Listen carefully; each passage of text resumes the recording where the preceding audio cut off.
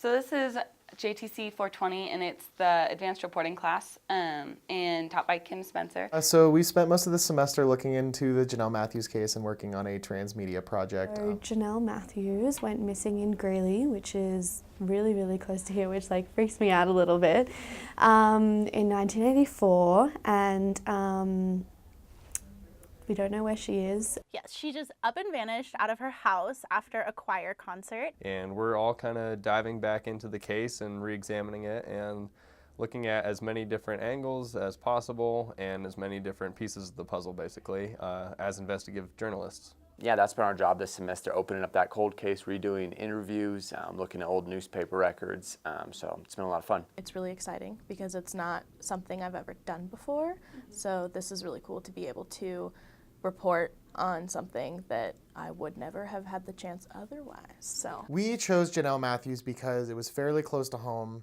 since it was in Greeley, and it was a case that not only interested us, but it was something that we saw potential in, considering the Greeley Police Department has started looking into it again. We just kind of landed on it because we wanted something relevant, we wanted something local, and then we wanted something that was still accessible in terms of time frame. We decided there had to be a reason why Greeley reopened the case, and we really wanted to just dive deep into it just because there isn't a lot of information about it. And so we really have a lot of different pieces and parts, and everyone is really digging into his or her own piece of it, and then we're bringing it all together in this really neat package as sort of an overview. So we are doing a full podcast about the case.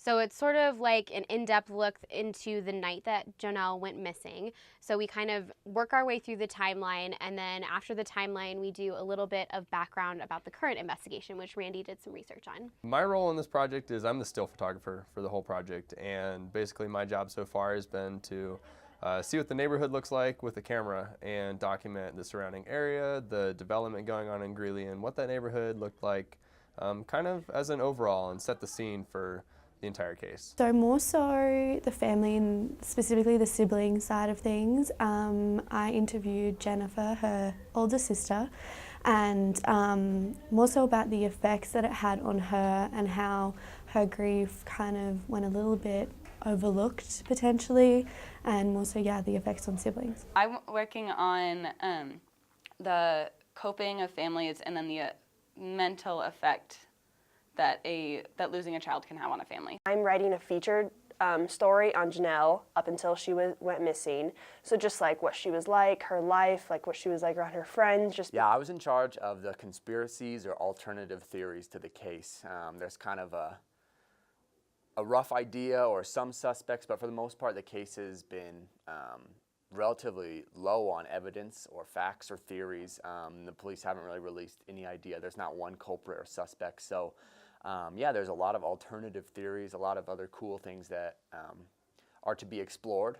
I think it's just hard to talk to community members and talk to people close to the case, knowing that it might never be solved and knowing that a 12-year-old girl is still missing and no one knows what happened to her. it's just interesting to see how big of an impact an event can have, where we watch true crime TV shows every day and we're like, oh, that'd be so sad, and it's so tragic that a child went missing, or we see Amber Alerts on our phones and we react and oh, it's an Amber Alert, and we kind of dismiss it because it's not directly applicable to us. But this has really opened my eyes that it's holy crap, this is something that happens and it's an actual thing, and people are still affected by it every day. Obviously, ultimately we would love to have some evidence come out that solves the case and says, hey, we found out what happened to her.